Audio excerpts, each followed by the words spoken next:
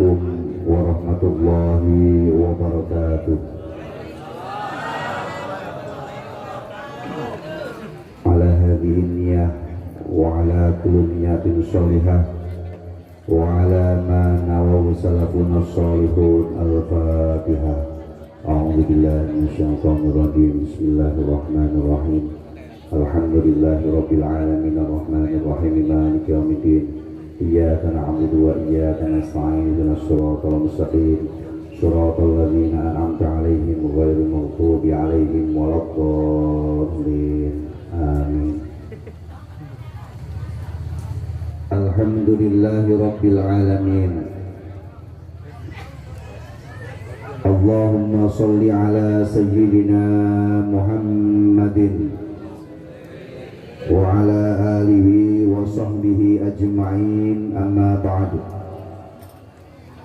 فقال تعالى: بسم الله الرحمن الرحيم. قل إني رسول الله إليكم جميعا. وقال النبي صلى الله عليه وسلم: كنت awalul anbiya'i fil khalq wa akhiruhum fil ba'd. Sadaqallahul azim wa sadaqa Rasulullah sallallahu alaihi wasallam habibuhul karim wa nahnu ala dhalika minasy syahidin wasyakirin walhamdulillahi rabbil alamin. Sa'adatul qurama wal ulama'ul a'izza, yang sama-sama kita muliakan guru kita Al-Mukarram Kiai Haji Hidayatullah SPDI, guru kita DRS Kiai Haji Muhammad Yusuf Sugandi atau yang lebih terkenal dengan Ki Abrak. Kita doakan mudah-mudahan guru-guru kita senantiasa dimuliakan Allah Subhanahu wa Ta'ala, disehatkan badannya, diberkahkan hidupnya, dunia dan akhirahnya. Amin ya rabbal alamin. Hadratul mukarramin, segenap para sesepuh tokoh masyarakat, para tuan hujat, wabil khusus kepada Ketua DKM Mushola Nurul Amal, orang tua kita Bapak Ustadz Arsyadi, Bapak Haji Hamid Sugandar, Bapak Saifullah,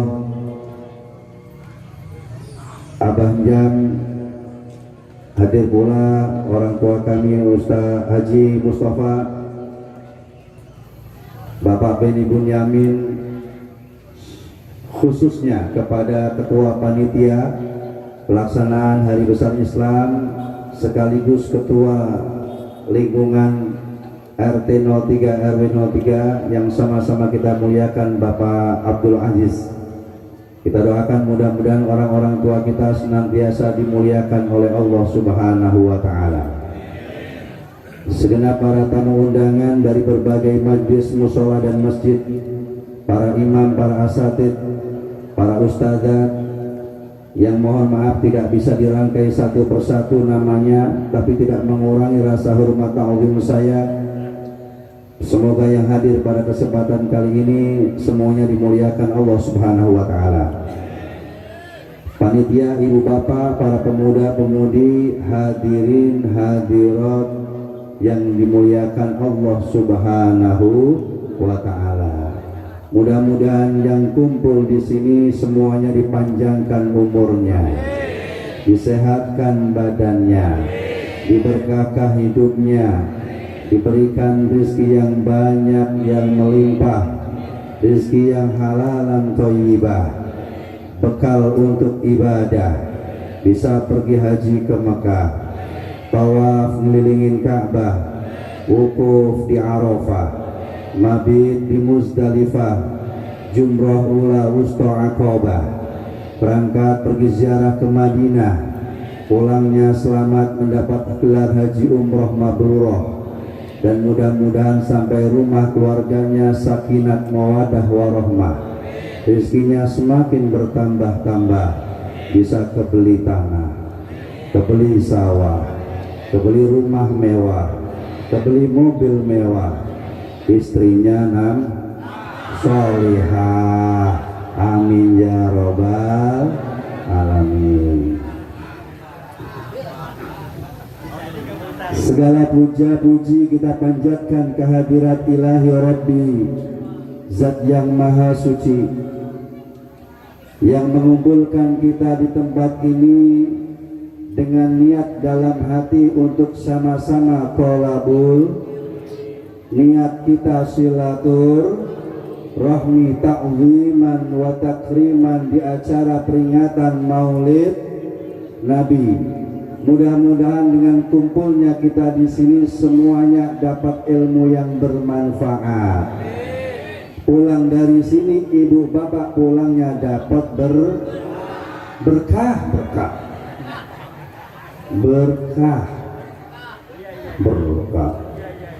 Ibu bapak pulang dapat berkah, saya pulang dapat amal. Amplop. Mau panitia dia yang ngomong. Amal. Lagian saya mah kagak doyan amplop. Ibu bapak pulang bawa berkah, saya pulang dapat amal, kiai pulang dapat doa. Duit, ya Allah.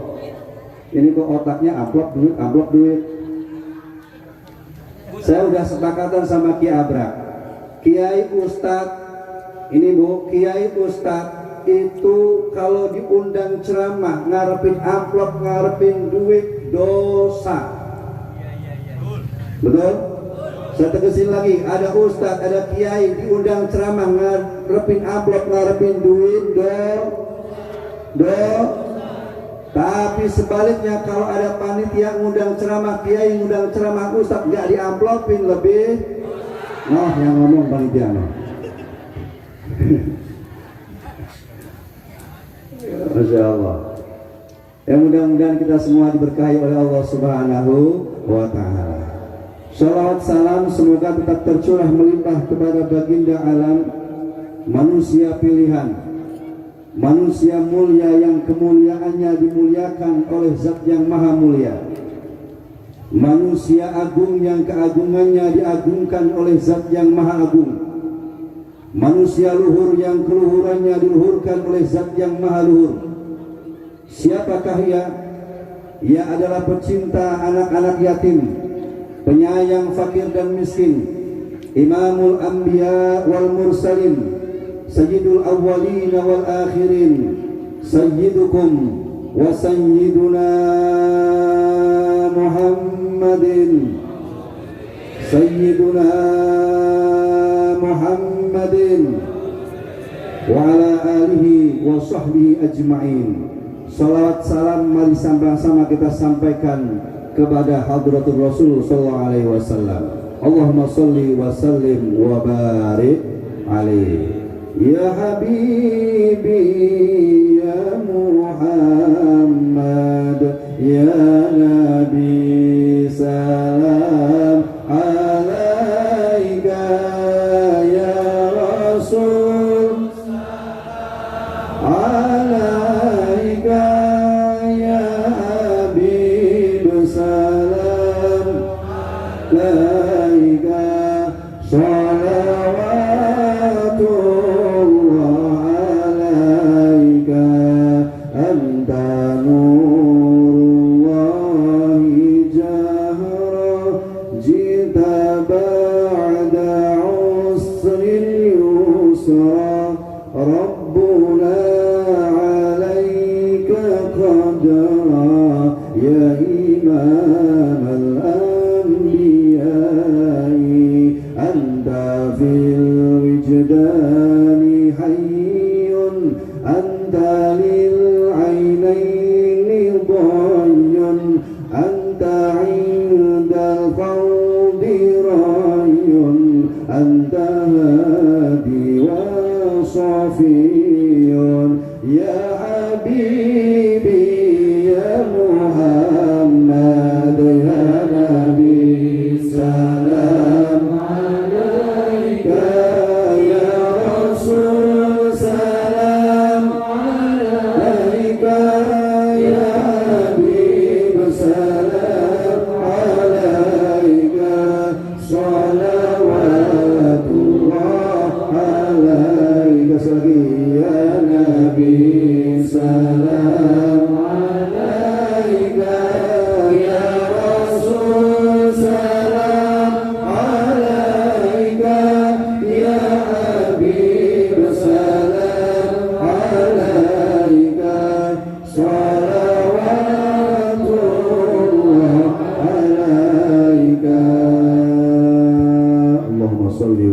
sallim wa barik alaih.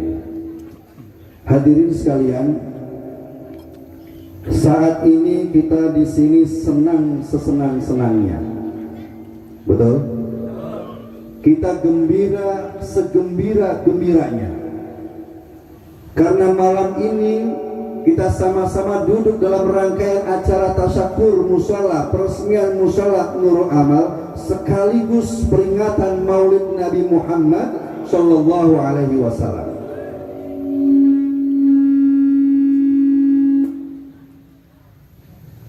Acara ini bisa kita sebut maulid, bisa kita sebut maulud. Kalau kita sebut maulid, maka yang kita rayakan, yang kita agungkan, yang kita syiarkan adalah hari kelahirannya. Kalau kita sebut maulud, maka yang kita rayakan, yang kita agungkan, yang kita syiarkan adalah orang yang dilahirkannya. Jelas? Jelas? Artinya apa? Maulud boleh, maulid juga, yang penting ada bongsangnya. Nah, setuju? Setuju? Iya.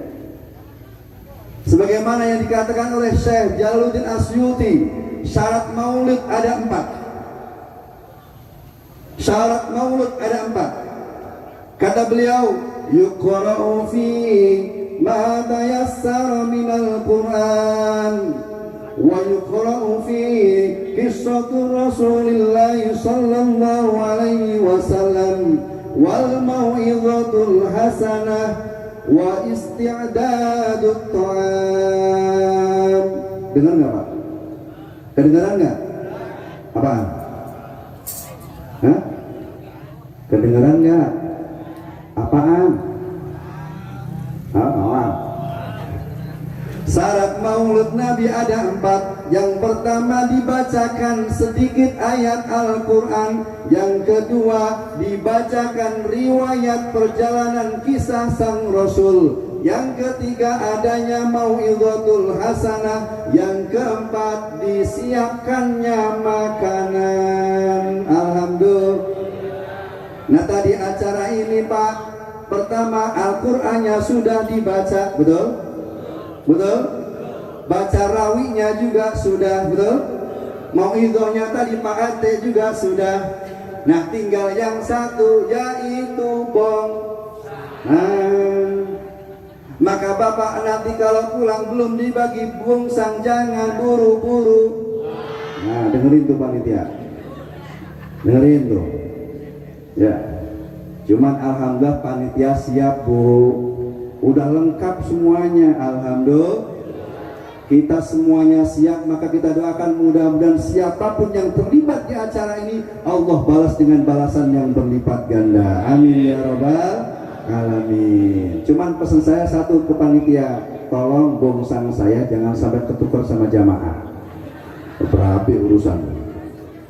Kalau ketuker sama Ki Abrak, alhamdulillah, syukur-syukur sama anu-anunya. Ya, namanya rizkun min haitsulah. Alhamdulillah. Sholli wa sallim daiman nada sholli salim daiman ala mada wal ali wal ashabi man wa'ada wal ali wal ashabi man tabrada.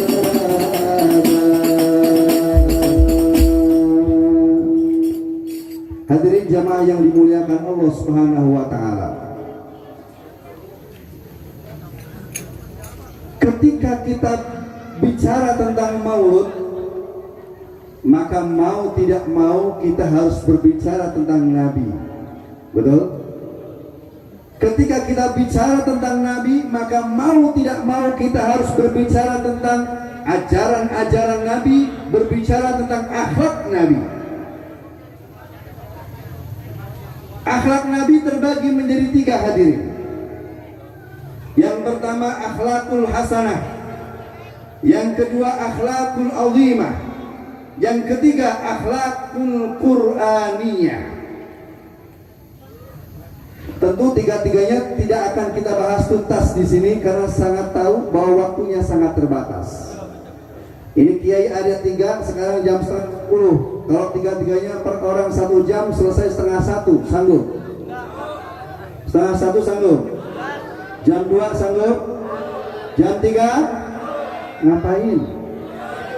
Saya mau balik. Ya. Kita bahas satu aja. Akhlak satu yang pertama adalah akhlakul hasanah. Rasul memiliki akhlak hasanah. Allah Subhanahu wa taala berfirman, Bismillahirrahmanirrahim. Laqad kana lakum fi Rasulillahi uswatun hasanah. Sungguh ada pada diri seorang Rasul suri tauladan yang baik. Maka kita di sini sebagai umatnya mau nggak mau harus mencontoh. Nah, yang jadi pedagang contohlah. Nah, bantuin.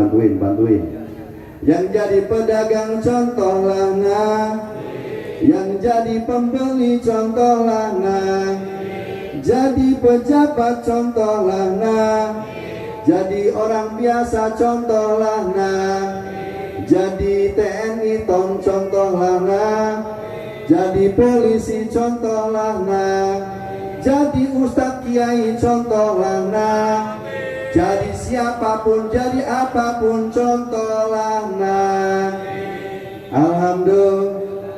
Betul nggak, Pak? Betul nggak? Sebab Nabi uswatun hasanah.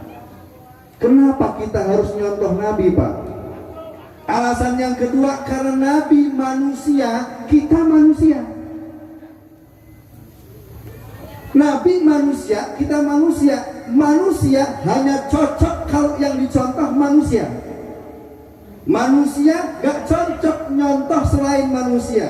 Makanya Nabi manusia, kita manusia. Manusia cocok nyontoh manusia. Nabi manusia menjadi pola contoh kita sebagai manusia. Karena kita manusia harus mau mencontoh Nabi sebagai manusia. Nabi yang manusia, kita yang mencontoh Nabi sebagai manusia. Pusing apa enggak?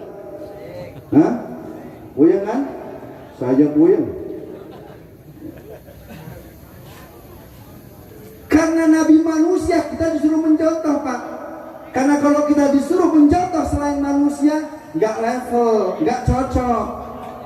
Yang diutus Allah manusia, kita manusia, cocok. Manusia nyontoh manusia. Coba, kalau kita disuruh nyontoh binatang, nggak cocok, Pak. Kerbau nggak pakai baju, manusia pakai. Kerbau nggak pakai celana, manusia pakai. Kerbau nggak pakai peci, manusia pakai. Nggak cocok kalau kita nyontohin kerbau. Makanya kalau ada kerbau keluar dari kandang, pakai celana, pakai baju, pakai peci, keliling kampung, orang keluar semua pasti sorak-sorak, kerbau gila, kerbau gila. Masa kerbau keluar pakai celana? Kan kerbau apa namanya? Kerbau gila.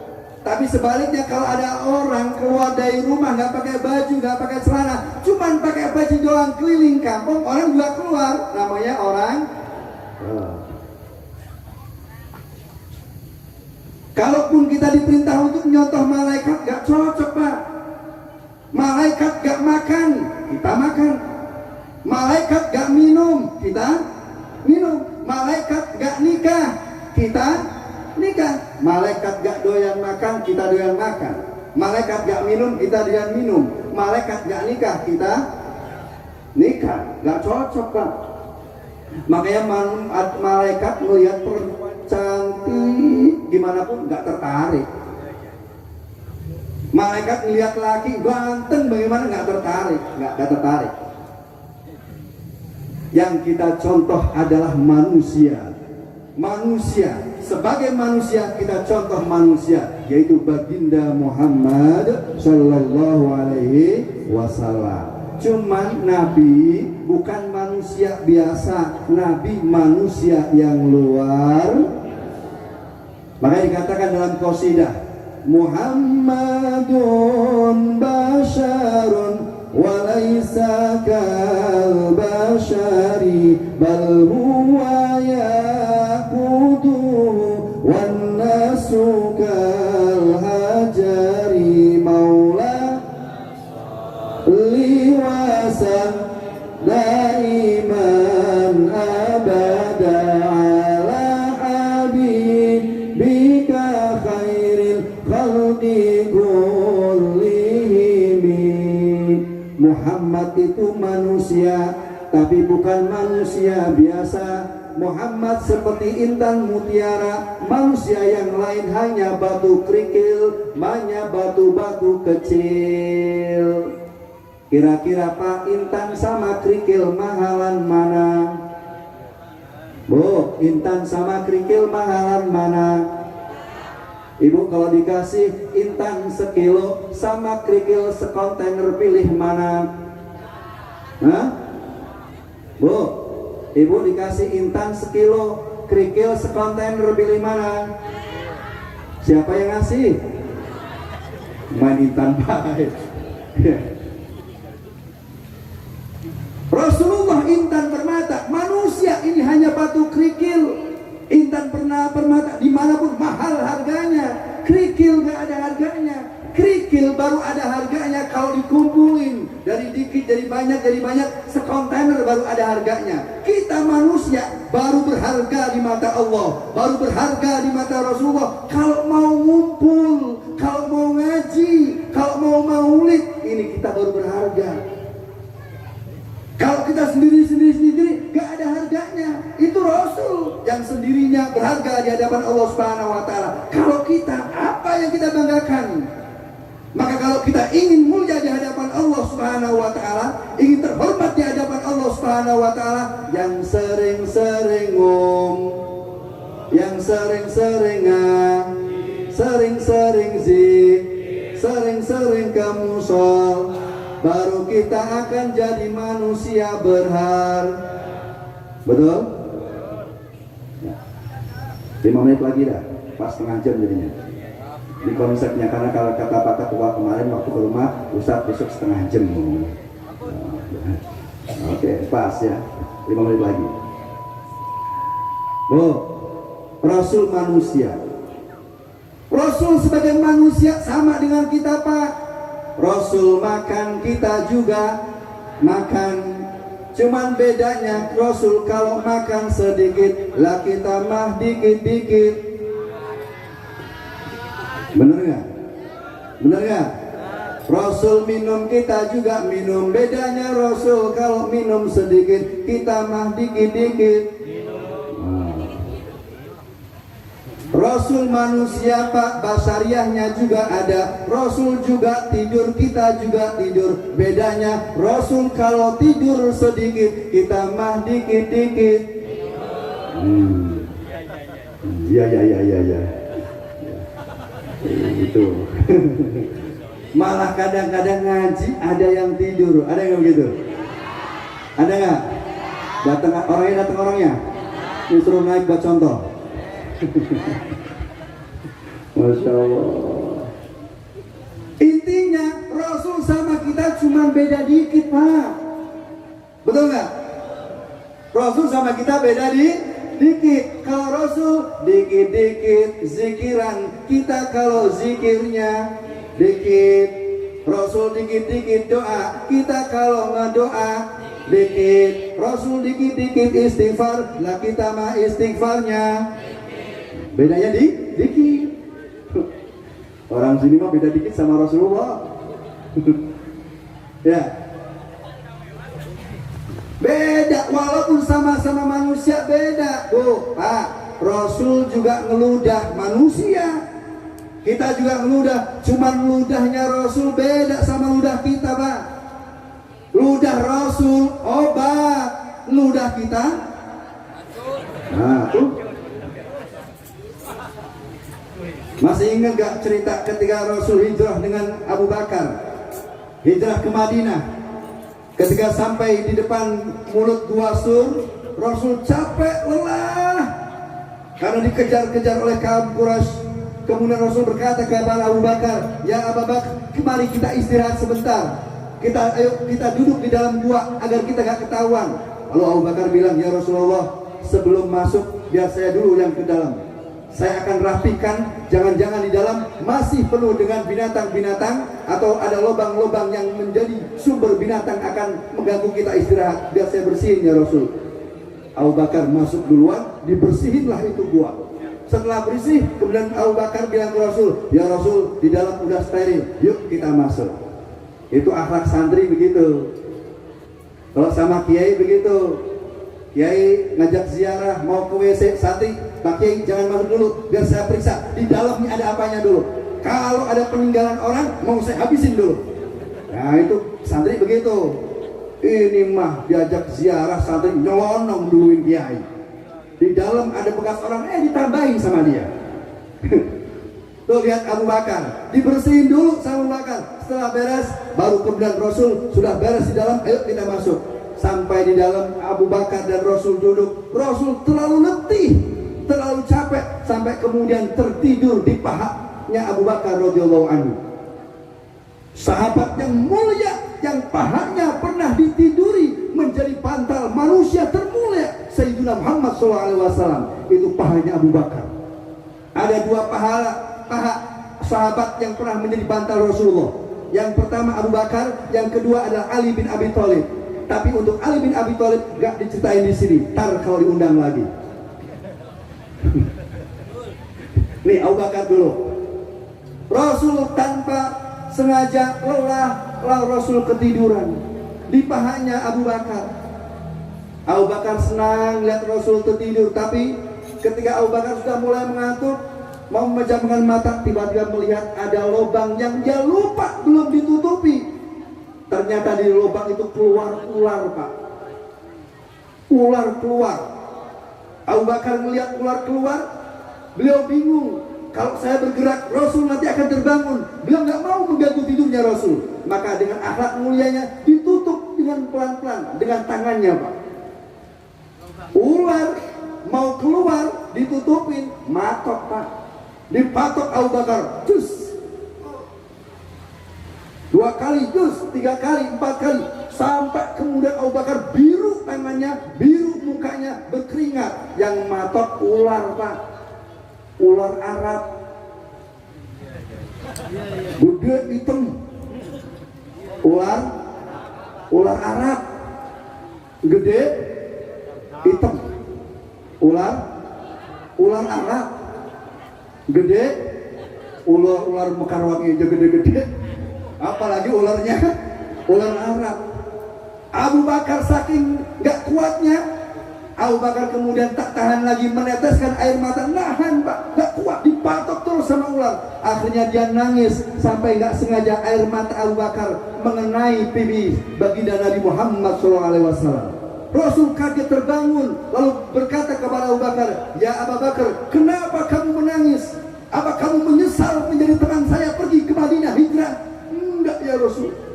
"Lalu kenapa kamu menangis? Apa kamu masih teringat dengan hartamu, dengan saudaramu yang kau tinggalkan di Makkah, lalu kamu menyesal dengan saya?" "Enggak ya Rasul." "Lalu kenapa kamu nangis?" "Oh ini dipatok ular." Lalu kemudian tangannya Abu Bakar diambil sama Rasul, Pak. Tangan ini dipanggil sama Rasul, udah biru, Pak. Rasul bilang Bismillahirrahmanirrahim, diludahin, Pak. Langsung kembali seperti semula. Itu ludahnya Nabi. Lalu ludah kita, Pak, bisa begitu? Ada orang ya dipatok ular, datang ke Bapak, "Ini saya ludahin, kira-kira sembuh apa mikin?" Hah? Mikin parah? Ya. Beda jadi ya. Beda. Rasul meludah dengan kita juga ludah, beda, Pak, ludahnya. Darah Rasul dengan darah kita juga beda. Rasul juga berdarah, Pak. Waktu Rasul udah di dalam itu, Pak. Jadi kalau Rasul itu bukan kayak yang kita bayangin, waktunya berdarah. Ketika Rasul udah di dalam, Quraisy datang melihat gua ini, dia bingung. Ini gua ada telapak kaki orang, tapi kok guanya tertutup dengan binatang, dengan laba-laba. Kalau ada orang pastinya binatang ini laba-laba, sarangnya jebol. Tapi kalau nggak ada orang, kenapa ada telapak kakinya? Bingung orang Quraisy, Abu Jahal, Abu Lahab bingung. Maka untuk memastikan apakah Rasul ada di dalam apa enggak, Abu Bakar, Abu Jahal itu mengambil batu lalu dilempar ke dalam. Ketika dilempar, Pak, kena gigi Rasulullah, berdarah, Pak. Jadi Rasul itu walaupun orang yang dekat sama Allah, orang yang disayangin Allah, kalau kena batu dilempar berdarah. Maka kalau kita umat terbaik, umat yang baik itu umat kalau dilempar juga berdarah. Kalau ada orang dilempar nggak ada darahnya, dibacok nggak ada darahnya, itu umatnya Limbak alaihi salam. Kalau umat Rasul mah dilempar berdarah. Oh, Rasul perang Uhud berdarah-darah nggak? Rasul nggak mentang-mentang Nabi kemudian kebal, enggak, Pak. Justru kalau kita jatuh berdarah, kita kena batu berdarah, itu kita tandanya umat baginda Muhammad SAW. Itu. Malah ada orang bangga dilempar gak berdarah. Wah, ini umatnya Limbak kali ya. Masya Allah. Tuh bedanya Rasul banyak dengan kita. Insya Allah ini akan diurai lama oleh kiai-kiai kita. Sudah setengah jam saya bicara. Ini sebagai pembuka, mudah-mudahan bermanfaat khususnya untuk saya pribadi, umumnya untuk kita semuanya. Yang jelas mudah-mudahan kita semuanya kelak di hari kiamat mendapat syafaat dari baginda Muhammad Sallallahu Alaihi Wasallam. Ya, wallahu alam bisawab. Kurang lebihnya mohon maaf. Wallahu muwaffiq ila aqwamit thoriq. Assalamualaikum warahmatullahi wabarakatuh.